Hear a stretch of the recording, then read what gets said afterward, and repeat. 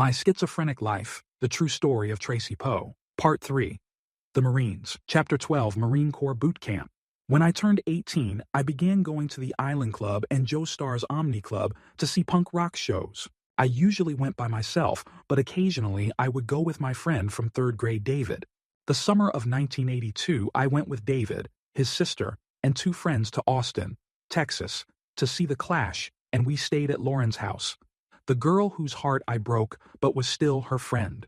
We saw both shows and met the members of The Clash. David's sister left us and went on tour with the band. By the end of the summer of 1982, I was 19. I had a job at the Frontier Fruit and Nut Company in the mall selling snacks, but the district manager fired me because I had short, spiky punk rock hair and everyone else was wearing their hair longer. Then one day in late November or early December, after I had dropped my college courses and nothing was going on, while on the roof of my neighbor Ricky's house, I decided I would join the Marine Corps and see where they would send me. I went to the recruiter at Baybrook Mall and found out I was just in time, as at the first of the year they would only be taking high school graduates, and I had just a GED. I asked what the Marine Corps could offer me, and the recruiter said nothing, but I found out I could get a combat arms contract. So, I enlisted with a combat arms contract and requested infantry. They were going to send me to boot camp just after Christmas of the year 1982, but being bored one day, I went back up to the recruiter's office and they sent me the next day. At the military entrance processing station downtown, where they check you in, give you a physical, and ask if you're gay and such, the guy thought I was ridiculous for requesting infantry on my combat arms contract. But he said, well, okay. I passed the physical and left for boot camp on December 10th. I flew 3 hours from Houston to San Diego and got to the airport and found the bus to the Marine Corps recruit depot and remembered this Marine drill instructor that stood at the front of the bus as we drove and said that there would be no drug use while in the Marine Corps.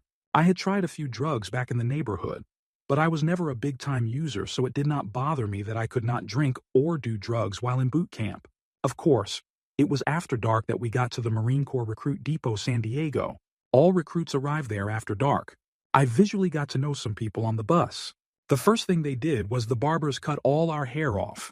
The drill instructor told us to point to any lumps or moles on our heads, and I have a lump on the back of my head that I got from a concussion as a child.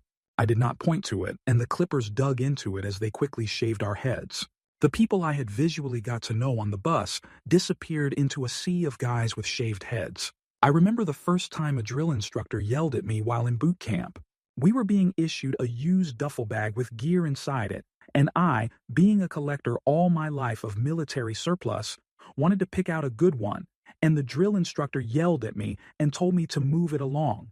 They took all our clothes and gave us woodland camouflage pants. What am I saying?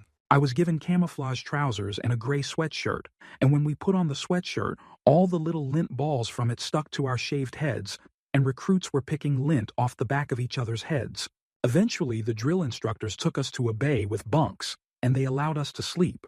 I had gotten to boot camp on the 11th of December and was in the second platoon of the series. Our platoon was number 3114. I did not know it at the time, but I was in store for 19 days of forming platoons, as there were 6 more platoons for the battalion to form before we would start training a few days before 1983. I remember my first fire watch. We all had flashlights issued to us, and I was walking around shining my light at the empty bunks in the huge bay that we were in, and thinking that I did not see any fires. I did not understand what a fire watch really meant. After 10 days, we got our drill instructors. It was 4 days before Christmas and before our training officially started. The drill instructors took us to the auditorium on Christmas Eve for a presentation, and my bunkmate asked to shake Senior Drill Instructor Gunnery Sergeant Harris's hand. He said since it was Christmas he would shake hands, so I extended my hand and we shook hands, and my hand still hurts to this day from that experience. A day later, we went to a presentation by the chaplains, and they passed out cards, and I wrote something on the card that impressed them, and the chaplains made me Protestant lay leader for my platoon. One of the drill instructors called me to the front of the platoon to lead a prayer, and I sucked at it. I often think about how I wish I could go back to that day and do a better job. My bunkmate came to me early on after we had gotten our drill instructors and kept talking about drinking Southern Comfort whiskey. He kept having to pee when we were out on the grinder learning drill.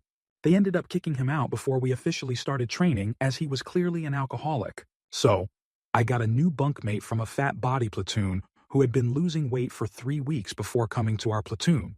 He was always picking bumps on himself, and our squad leader would slap his hands away and say, "Quit picking on yourself."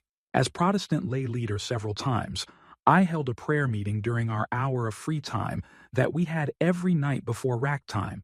I distinctly remember we would hold hands in a circle and pray. I remember opening my eyes during this time once and seeing Private Folk smiling ear to ear with his eyes closed. I will never forget it. It gave me a positive feeling toward prayer that I had lost when I was 14 and touched by Dan the youth minister. I to this day believe in the power of prayer. I remember an effeminate recruit Private Baker who I believe was gay but in the closet. He went gaga over a picture Lauren had sent me of herself dressed as a punk rocker with the moniker Ralphinia Rocks written on it. Lauren wrote to me for the first year I was in the Marines. I also got a letter from David, and he said he had joined up and was about to go to boot camp also. I remember feeling sorry for him because he did not know what he was getting into. I had made a friend named Private Kennedy, whose first initials were T.D. So, between us, he went by Tango Delta, and I went by Tango Echo, which were my initials for Tracy Edward. He talked of being a recon Marine and had gotten me fired up about it also. But he lost all faith in me when I did not pass the swim qualification on the first try, and the swim instructor had to pull me out of the pool. I made it on the second try, but Private Kennedy said I would never make it as a recon Marine. On the confidence course that had the hardest obstacles, the senior drill instructor Gunnery Sergeant Harris asked Private Kennedy how long it would take him to go over one of the hardest obstacles, the stairway to heaven, which was a tall log ladder. It took the average recruit 3 minutes to navigate it, and Private Kennedy said 30 seconds. Senior drill instructor Gunnery Sergeant Harris went over it in 6 seconds. He looked like Spider-Man flying up and down that obstacle. On the rifle range, I did well, getting a score of 118, which was a rifle expert, and our platoon took the range with the highest overall average score, so we did not have mess duty. We were on maintenance duty. In fact, during my whole time in the Marine Corps, I never had mess duty. Also, during the long humps where we were force-marched in recruit field training, I realized the mistake I made requesting infantry on my combat arms contract. I never fell out of a force march, but I did not like it while it was going on. Later in life, I romanticized the idea of force marching on humps. During recruit field training, the drill instructors repeatedly sent me to see the series chief drill instructor Gunnery Sergeant Eggleston, and every time I was around him, I would mess up, and Gunny Eggleston would yell at me. The first time he yelled at me, I had spoken from port arms, which the drill instructors forbid, instead of going to order arms. At the grenade range, I misunderstood an order to move forward, thinking he meant only the guy with me was supposed to move, and he grabbed me and said, "What are you waiting for? A personal invitation." After recruit field training, the drill instructor sent me to his office to fetch a pair of boots for Private Kennedy, who had fallen out at the end of a forced march with shin splints. I remember passing Private Kennedy going up the last hill. I was able to redeem myself in the presence of the series chief drill instructor as I did everything perfectly. I requested permission to speak and knew his proper title, and he gave me the boots to give to Private Kennedy. Towards the end of boot camp, we received our military occupational specialty assignments, and I was assigned as an 0811 Field Artillery Battery man. I was glad I was not infantry, but really wanted to be in tanks. There were only 3 recruits from our platoon that I remember were sent to the infantry, and all 3 of them had fallen out of every force march we took in field training. I felt sorry for them. When we received our orders to our new duty stations, mine said 112 KMCAS. The Marine handing them out asked if I was married, and I said no. Then he asked if I was getting married, and I said no. Then he said, "Okay, you can go to Hawaii." I was not the best recruit, but I must have looked good on paper as I had combat arms contract requesting infantry. I was a rifle expert and had a high test score. That is why I believe I got such a choice duty station, and that is why I believe the drill instructor sent me on errands to the chief drill instructor. At graduation, after the final dismissal of Platoon 3114, senior drill instructor Gunnery Sergeant Harris told me I would be a lance corporal next time I saw him. I never saw him again, but I was a lance corporal when I went home on leave from boot camp. David and I went to the Island Club and saw a punk rock show before I shipped off to Camp Pendleton, California for transfer to Hawaii. This was the last time I was to ever go to that club because it closed soon afterwards.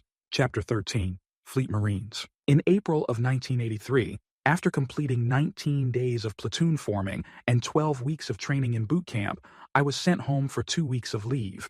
After my leave was up, I boarded a jet plane to take me to Camp Pendleton, California. When I got to the airport in California, I had to take Bob's Ride, which was a civilian bus service run by former military people, and they had a fleet of old military buses as transportation. On the way to Camp Pendleton, there was a boom sound from under our bus, and exhaust fumes filled the cabin. Despite it being cold, all the Marines on the bus at once opened the windows for some fresh air. When we arrived at Camp Pendleton, the driver said, "Sorry for the embalming." For a week, I was at Camp Pendleton while I waited to be sent to my duty station at Kaneohe Bay on the island of Oahu. I was at a temporary barracks where embarked Marines were sent until their orders and travel arrangements were finalized. The first thing I did was go to the base exchange and buy a nice Walkman portable stereo and a Ramones cassette tape. The Ramones was the only punk rock music the exchange had in stock. Camp Pendleton is a huge base, and everything is spread out, so one day I was walking for quite a while along barren roads until I got to the more populated part of the base that had the base exchange and a McDonald's among other buildings. At once I was stopped by an off-duty Marine in civilian clothes who identified himself as a staff sergeant and told me I could not walk, run, or exercise while wearing headphones. He said I could get hit by a truck. This upset me, but I complied. I did not know, but found out then, that it is illegal to wear headphones while walking or running on any military installation. I was at Camp Pendleton, and after a week, once my orders were completed, 5 of us Marines were set to travel together on a flight to Oahu. The ranking Marine in our group was a staff sergeant, and he was put in charge of our detail. When I had traveled as a Marine in the States, I had to wear the Alpha uniform, which is trousers, and a long-sleeve shirt, tie, and uniform jacket with ribbons and badges. However, for this trip, we were told to wear our Charlie uniform, which is trousers, and a short-sleeve shirt with ribbons and badges. The only badge I had was my rifle expert badge, as I did not rate any ribbons at that time. Me being a boot, new and all, we boarded a huge jet that had 3 rows of seats down each side of the plane and a 5-seat wide section in the middle. The flight to and from boot camp, which I had taken 3 times now, was 3 hours from San Diego, California to Houston, Texas. However, this flight from California to Hawaii was 5 hours long. We got to Honolulu International Airport at 10 at night and took a military bus to the Kaneohe Bay Marine Corps Air Station, which is written KMCAS on our orders and referred to as K-Bay by the Marine station there.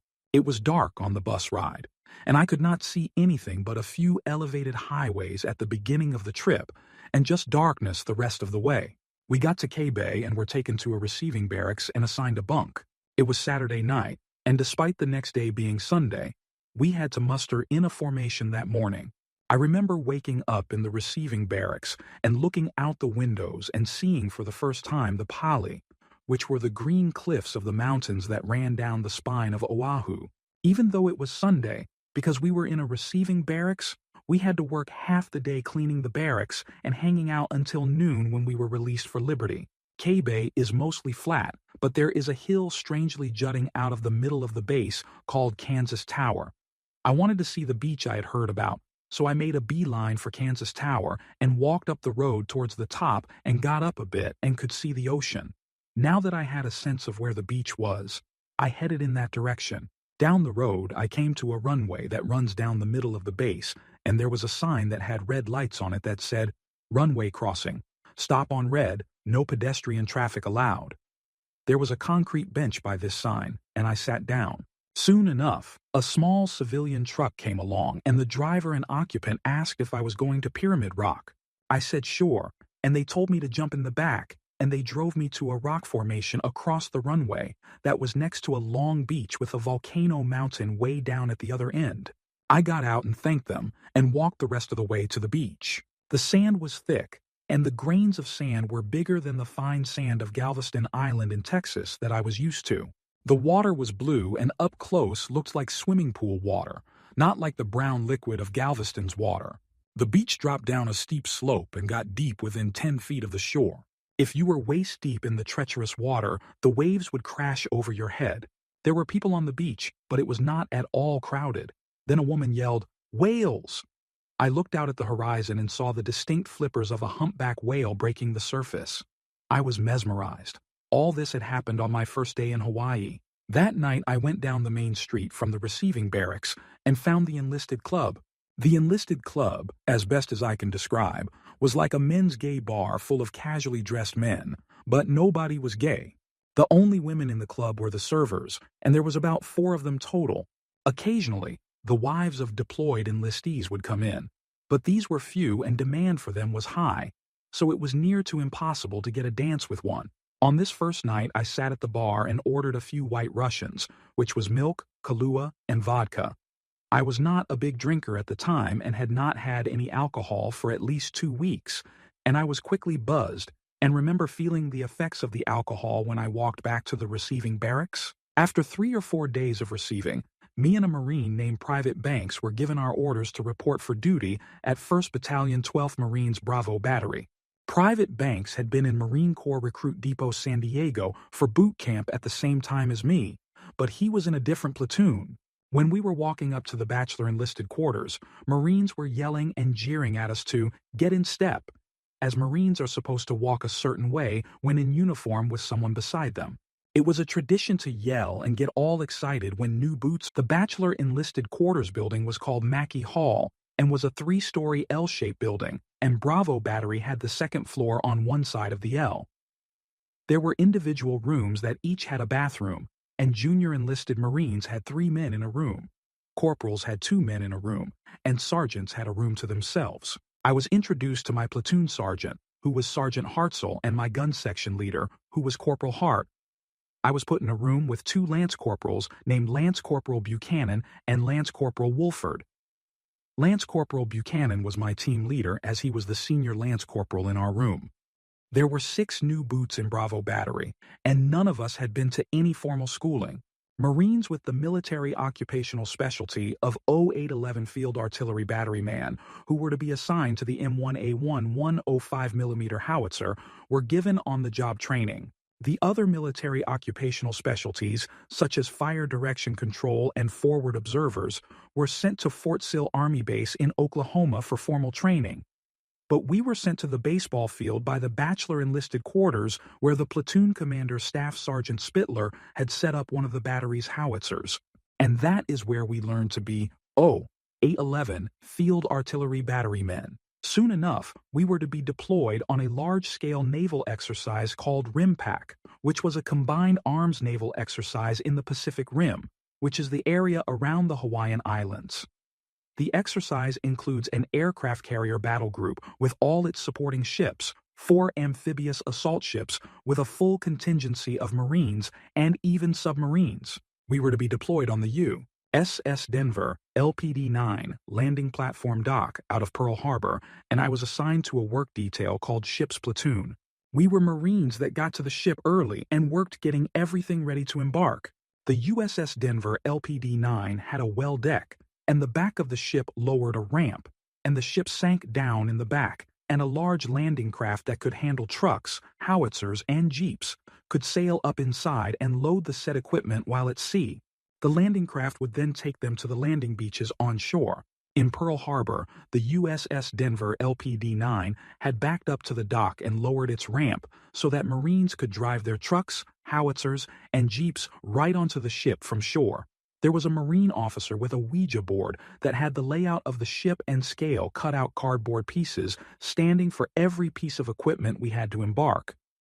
Marines would direct the vehicles to the destination outlined by the officer, and it was the job of the ship's platoon to secure down all the equipment so that it would not move in rough seas. The USS Denver LPD-9 had a system of thick cables with end caps and movable spacers that adjusted so that clamps could be used to secure the equipment to the deck by hooking the clamps into a gripe hole, which was a cross-shaped hole on the deck of the ship. The gripe holes were evenly spaced every 3 feet in a square pattern, and the entire floor of the deck was covered with non-skid, which was a rough textured paint-like application that prevented equipment from sliding side to side. The tie-down cables were covered in thick black grease to prevent rust and make the spacers easier to adjust, and had a hook on one end to hook to the equipment, adjust the spacers, and put a clamp on the other end to tightly tie down the vehicle or howitzer. As ship's platoon men, we had to work on our knees on the non-skid with the greasy cables crawling under trucks and other equipment to do this.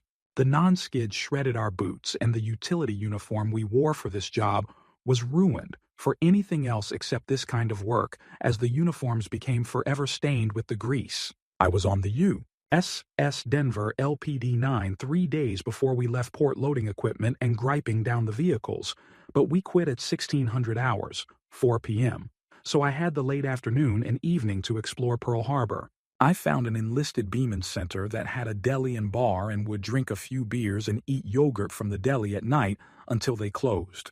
Then at the submarine base area, there was a picnic pavilion covered with a tin roof that had popsicle machines available. I would eat fudgesicles and walk along the dock and look at the submarines stationed there. Soon enough, we left port for the official RIMPAC exercise. We were to assault the beaches of Kahulawe, the island of death, which was a burial ground used by ancient Hawaiians. We would move inland and set up our howitzers in a fire base and support the aircraft from the carrier battle group by suppressing simulated anti-aircraft artillery positions with indirect fire from our howitzers. To get there, the motor transport Marines had to back the trucks and howitzers onto a landing craft that had pulled up to the back of the USS Denver LPD-9. The ramp of the ship that opened the back was lowered, and the ramp of the landing craft was lowered on top of this ramp to form a bridge to the assault boat. The motor transport Marines had to gun the engines of their vehicles to get up the bump at the beginning of the ramp. It was quite a sight to see. Then we walked up the ramps of the assault boats and got in our trucks that were pulling the howitzers. We got to shore and exited down the ramp riding in our trucks through the water close to shore and went along a red dusty road that was really a trail. Red volcanic dust filled the back of the truck, and my whole section put on their gas masks. We got to the firebase area, and Lance Corporal Jones began to yell at us to get moving. This was a shock because Lance Corporal Jones had never taken charge before, but he knew, and we were to find out, that we were supposed to have the guns in action in 2 minutes upon arrival at a firebase. We set up the gun and began digging in the trails, the spade-like feet at the back of the howitzer. But the ground was full of lava rocks that we called lava dogs, and the going was not easy. Once the guns were set up, Staff Sergeant Spittler took all the boots, new Marines, to one gun section so he could closely watch us. Kahulawe was at the time used as a bombing range, and Navy jets were bombing simulated enemy targets, while we suppressed simulated enemy anti-air positions with indirect fire. The officers would coordinate with the jets, and we would fire rounds right before they flew over to bomb. Staff Sergeant Spittler was watching us and telling us when to fire as we were all inexperienced.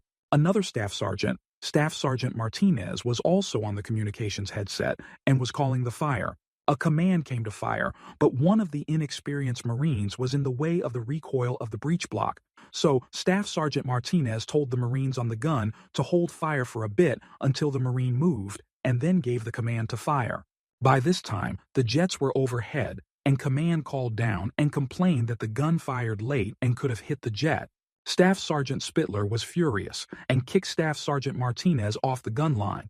I heard one of the officers say, "Oh well, big sky, little round."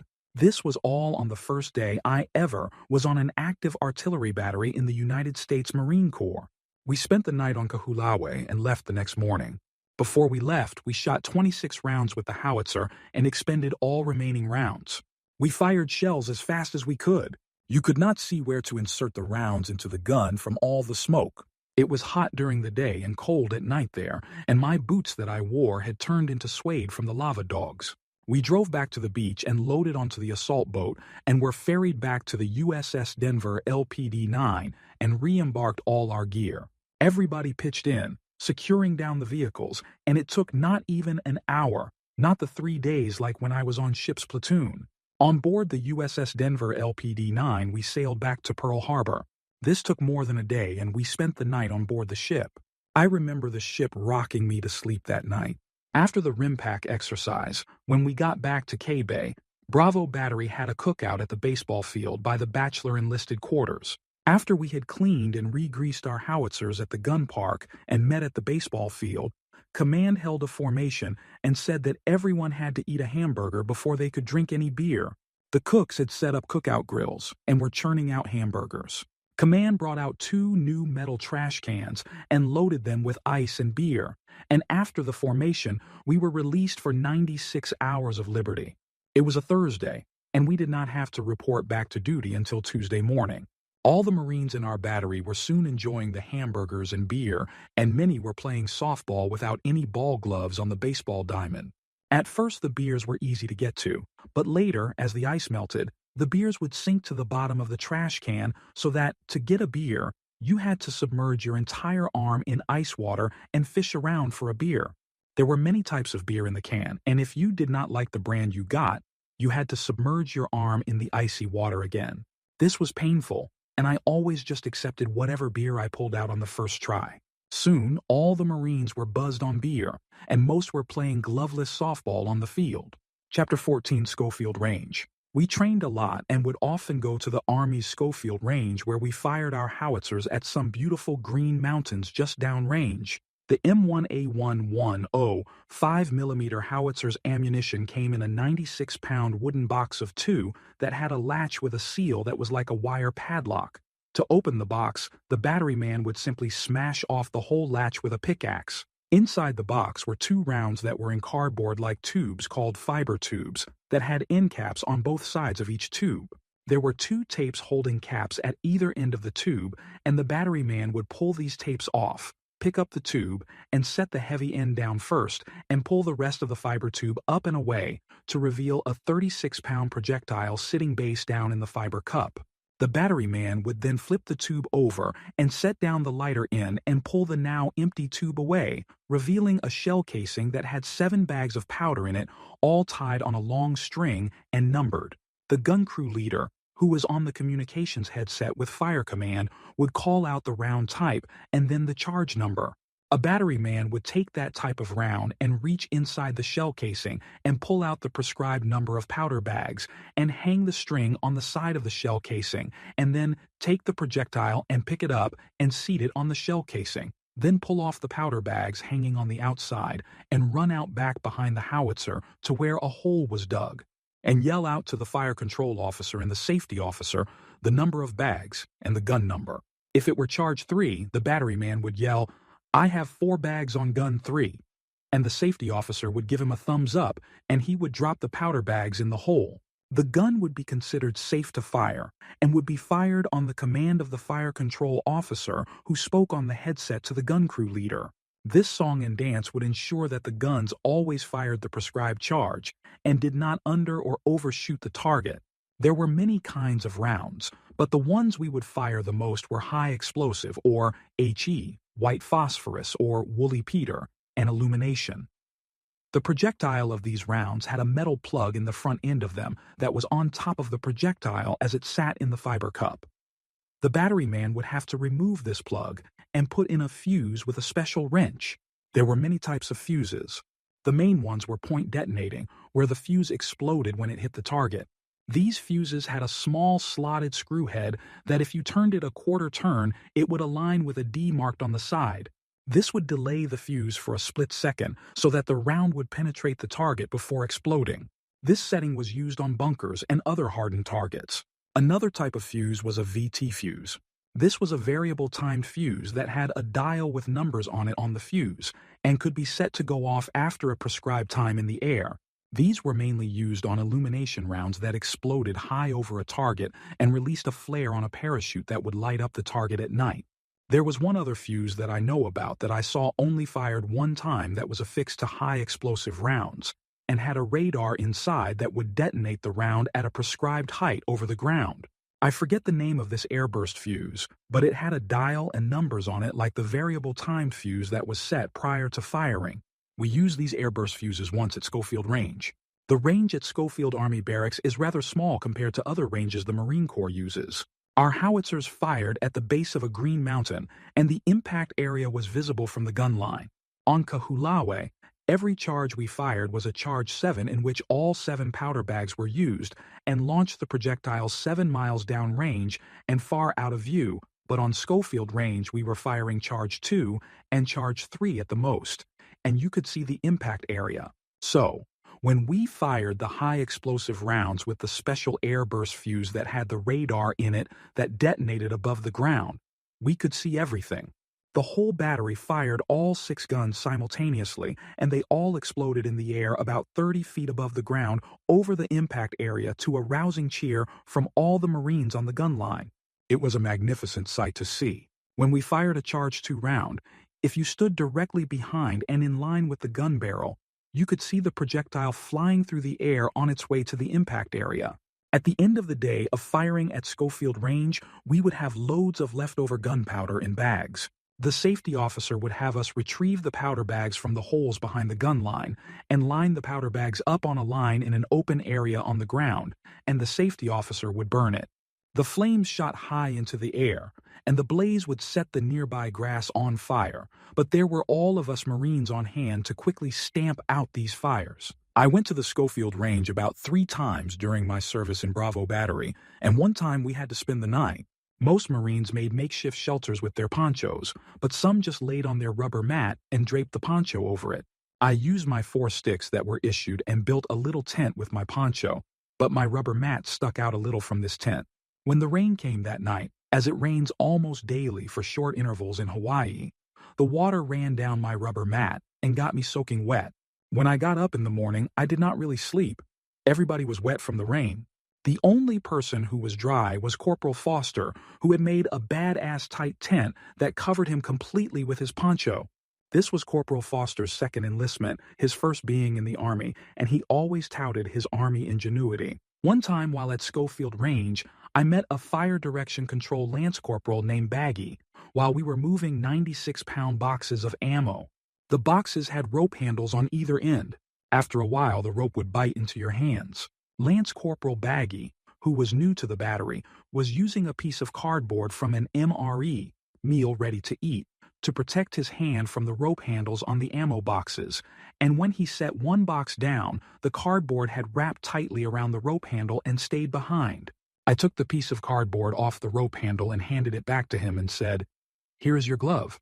We started talking, and he said he was a surfer from California, and I told him I skateboarded in Texas. We became friends, and he bought a surfboard, and I bought a boogie board and swim fins, and on base at K-Bay, we would go surfing at the beach down near the inactive volcano by the golf course where all the surfers went because the waves were big in that area.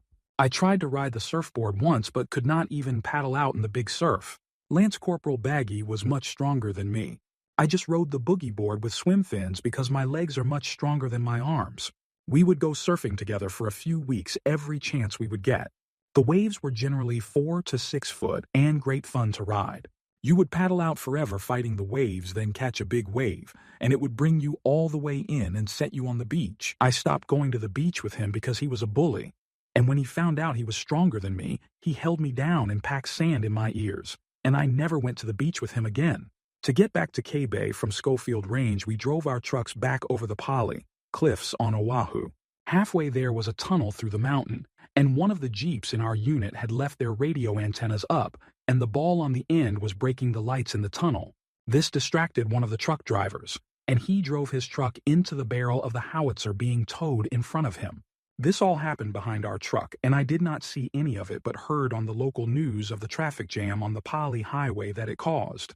Chapter 15 Pohakaloa. Bravo Battery, 1st Battalion 12th Marines were attached to the 3rd Marine Division in the summer of 1983 and scheduled to go on the Westpac 83-84 deployment. We began to go to PT, physical training, with the 2nd Battalion 3rd Marines. A Westpac deployment is a profoundly serious deployment as the Marines on it are fully prepared to go to war at a moment's notice. But before we deployed, we had to prove we were ready. This required passing a commanding general's inspection and passing a CRE, Combat Readiness Evaluation, which was held at the Pohakaloa training area on the Big Island of Hawaii. The CRE was the first obstacle we had to pass, and all our trucks and howitzers were shipped to the Big Island of Hawaii. I had nothing to do with this process. All I knew was that one day we packed up our personal combat gear and our utility uniforms and some Liberty clothes in one duffel bag, drew our personal weapons from the armory, and got on buses to the airport in Honolulu. We then flew to the big island of Hawaii on Aloha Airlines. I thought it was rather strange to get on a commercial airliner with an M16 assault rifle. It was also strange to have a stewardess serve us sodas on our flight. We got to the airport on the big island of Hawaii and waited for a few hours until some buses arrived and took us to the Pohakuloa training area where we met up with our gear at a camp with plywood buildings.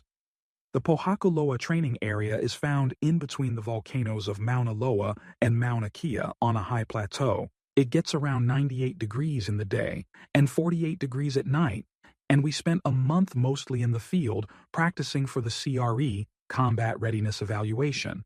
Upon arrival at the camp, the command held a formation, and I was promoted with a few others from private to private first class, and got my mosquito wings, which is what the Marines called the 1 chevron rank insignia of a private first class. Lance Corporal Baggy was promoted to corporal at this formation. We were only at the base camp 2 days before we deployed to the field for training. The Pohakuloa training area is huge, and nothing is built there, as the area is in the path of the volcanoes on either side should they erupt.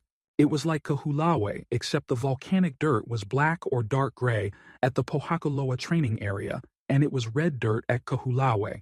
The Pohakuloa training area had more trees than Kahulawe, which was mostly thorn bushes. Also, the Pohakuloa training area is at a much higher elevation and gets much colder at night. We worked 14 to 16 hours a day before we would get any rest. Our commanding officer was Captain Work. He was an up-and-coming officer in the Marine Corps who later in life was the Secretary of the Navy. If in my life I had ever gone to war, I would want someone like Captain Work in command because he really knew his stuff. First off, he had us make a series of stakes tied to ropes. There was a tall stake at the end of the rope, which was tied to a short stake about 20 feet back. Then coming off the side of this rope was about a 3-foot length of rope tied to another short stake. I was in the advance party that would get to the new firing position first, and a lieutenant would be there with a compass and would point in a direction. We would lay out our stakes and ropes in the direction he pointed. We would put the tall stake in the back and stretch out the rope, and put the small stake in the exact direction of fire prescribed by the lieutenant. We would then pull the short 3-foot rope off to the left side and stake it in. The lieutenant would stand on the spot where this stake off to the side was and point his compass toward another lieutenant that was at an aiming circle, an optical survey instrument on a tripod, and he would give us a 3-digit number. We also carried a headset in an ammo can and a spool of communications wire, and would run wire from the headset to a communications marine at a board with nails in it that were labeled with the names of all the positions, like Gun 1, Gun 2, Fire Direction Control, and so on. He would wire in the comm, and we would have communications set up before the truck and howitzer arrived. When we saw our gun truck, one of us would run to the back of the truck and give them the number that the lieutenant had given us. One of the Marines in the truck would take out the optical sight to the gun that was safely carried in a special metal box and dial in that number on it. Then, we would point the truck in the direction of the stakes, and the driver would drive over the small stakes in the direction laid out by the rope and stop his truck when the truck's bumper hit the tall stake. The battery men would rush into action and drop the howitzer so that the small stake to the left was directly under the gun sight, which already had the number of the coordinates in it, so that it aligned with the aiming circle. The lieutenant at the aiming circle would then exactly lay in the gun to a precise number so that all the guns were pointing in the same precise direction. According to the technical order, we had 2 minutes from the time the truck stopped to have the gun in action, but with this system, the whole gun battery would be laid in a few seconds and usually needed no further adjustment. The gun sight was already at the right coordinates, and the lieutenant at the aiming circle just had to confirm the direction he already had. This was one of the systems developed by Captain Work. In modern combat, there is a weapon system called counter-battery radar, where a radar detects the direction of the incoming shells and can give the location of the battery to the enemy so that they can fire on the opposing battery with fire of their own. To negate this, Captain Work would divide the battery into 2 3-gun sections and put them in 2 different areas so that the outgoing shells would come in at different directions. The trick was to fire both separate gun sections at the same time, and the crossing flight path of the shells from these 2 3-gun sections would scramble the counter-battery radar of the enemy, and they could not get a correct direction of counter-battery fire. Captain Work always split the battery like this, and we practiced doing this and always fired on command so that all the guns from both sections fired at the same time. Also, we moved a lot. Every few hours we would pack up and move. We covered our positions with a camouflage net that covered the gun and truck. The net was kept on top of the canvas roof on the back truck, and at every position, as soon as the guns were laid, we had to climb on the truck and stretch out the net to cover the gun and truck and stake it down. In the rush to stake it down quickly, I often used my helmet instead of a hammer to drive in the stakes, and my helmet was dented on top from this. Also, the buttons in my utility jacket sleeves would get caught in the net, and in the rush to move quickly, I would rip them out and lose the buttons. None of the utility jackets I had used in the field had any buttons on the sleeves after a few days. This did not matter back at K-Bay because we rolled up our sleeves and you could not see them. But for the Westpac deployment, we rolled up our sleeves in a unique way so that they could be pulled down quickly in case of a chemical attack, and the buttons showed. Also, I would need the buttons on them to pass the commanding general's inspection. So, I basically wore the same utility jacket all month while in the Pohakuloa training area. We worked hard training for the CRE. We were always moving and shooting. There was nothing laid back about it at all, like at the Schofield Range. We fired HE, high explosive rounds, morning, noon, and night. At night we fired a lot of illumination rounds that lit up the whole area. We were firing charge 5, 6, and 7 most of the time, and you could read writing on MRE, meals ready to eat, pouches from the light of the illumination rounds flares that were miles away coming down slowly on parachutes. During the month at Pohakuloa, we were given a liberty call for 72 hours, and buses took us to the town of Kona, Hawaii. The new Corporal Baggy and I got a room in a hotel in Kona. I was not really supposed to fraternize with the NCOs, non-commissioned officers, but nobody said anything. We mostly spent time together and drank cocktails by the pool. Baggy tried to pick up women, but Marines in Hawaii had a bad reputation in civilian circles, and you could tell who Marines were by our short haircuts. Our hair tapered to zero over our ears. Navy personnel had an easier time of it because they could block their longer hair in the back and over the ears. Baggy tried and tried but always struck out while we were in Kona. One day we rented bicycles, rode down the highway, and went up a steep hill that tired us out. So, we stopped in an old lava flow on the side of the road and noted that it was like trying to relax in an ashtray. Once the Liberty call was over, buses took us back to Pohakuloa to the base camp there. Our CRE, Combat Readiness Evaluation, finally happened and was 3 days long. Before we left base camp, a lot of the Marines bought a bunch of junk food at the small exchange at the base camp. Captain Work personally went around to the gun section leaders and admonished them for poor leadership skills in letting the Marines in their crews take junk food on the CRE. During training, we would frequent the same areas for our firing positions. This made it easy to dig in the howitzer trails because the holes were already there. However, during the CRE, we went to places we had never been before, and the gun crews had to work extra hard to dig in the howitzer trails. In some of the positions we had to use pickaxes to break rocks, to even come close to digging in the trails. Captain Work put us in some unusual positions in trying to hide the battery. One of the things we had to do for the CRE was fire on an airplane overhead. They told us to lay on our backs and fire full auto bursts straight into the air. We all had blanks and blank firing adapters plugging our barrels, so it was not a live fire exercise. Captain Work had put us in a wooded ravine in a non-standard pattern, and we were covered with our camouflage nets. A small reconnaissance plane was flying around, but never came close to our battery, so we could demonstrate shooting our small arms at it. Apparently, the airplane could not find our battery, and eventually a lieutenant had to go out and flag the plane down with a signaling mirror so it could fly over close enough to fire our blanks at it. I laid on my back and fired a whole magazine of blanks through my M16 at it. Also, while at this position, a group of Marines were mustered into a firing line to clear the battery area of the pretend enemy. Sergeant Sullivan was leading this line, and Private First Class Banks was having problems following his orders, and Sergeant Sullivan was yelling at him, and the disgust showed in Private First Class Banks' face. Sergeant Sullivan was not the smartest sergeant and was a poor leader and not a good communicator. This was his third enlistment, and he had not been promoted to staff NCO, non-commissioned officer. The Marines ended up not letting him enlist for a fourth tour of duty. We passed our CRE and were cleared for deployment as a combat-ready force. We just had to pass the commanding general of the 3rd Marines inspection. All our gear had to be cleaned from being in the field, and everything had to be meticulously spotless. I had to buy some more tent stakes, as some of mine were lost in the many net strikes at the Pohakaloa training area. Canteens had to be dry inside, and even the little white film around the threads of the canteen lid had to be cleaned off. We had to do a junk on the bunk layout of all our deuce, combat gear. The plan for this layout was in a handbook we all had, that is a Marine Corps order made into a book. We all had to have a full set of issued uniforms.